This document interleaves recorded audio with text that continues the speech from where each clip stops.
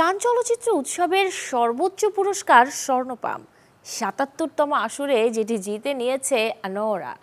অথচ পুরস্কার তো দূরের কথা, সংবাদ মাধ্যম কিংবা আলোচনাতেও ছিল না পরিচালক শন বেকারের এই সিনেমাটি।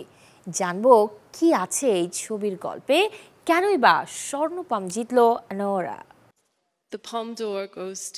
৭৭তম কানের আসরে স্বর্ণপাম জিতে নিয়েছে আমেরিকান ছবি আনোরা। নিজের লেখা গল্পে এটি পরিচালনা করেছেন শন বেকার। কানের প্যালেস দে ফেস্টিভ্যালের প্রিমিয়ারে চমক দেখিয়েছিল এটি।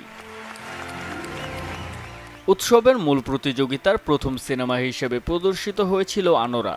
এ সময় প্রশংসার পাশাপাশি সিনেমাটি দর্শকদের কাছ থেকে পেয়েছিল 10 মিনিট স্ট্যান্ডিং ওভেশন।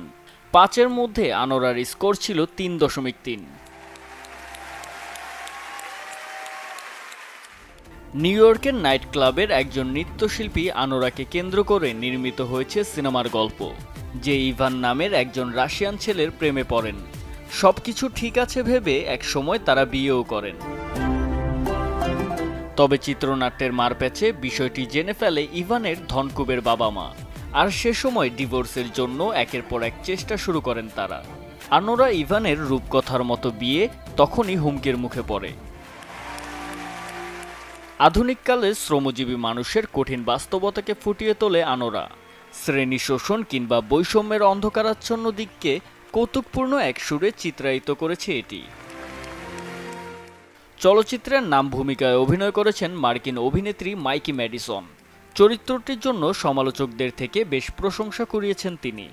সিনেমাটিতে নায়কের ভূমিকায় দেখা গিয়েছে রুশ অভিনেতা মার্ক অ্যাডেলস্টেনকে। আনোরা মুক্তির তারিখ এখনও চূড়ান্ত হয়নি।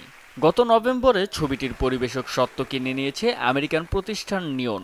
ধারণা করা হচ্ছে চলতি বছরের মাঝামাঝিতে মুক্তি পাবে আনোরা। জুবাইর হোসেন সজল, চ্যানেল 24।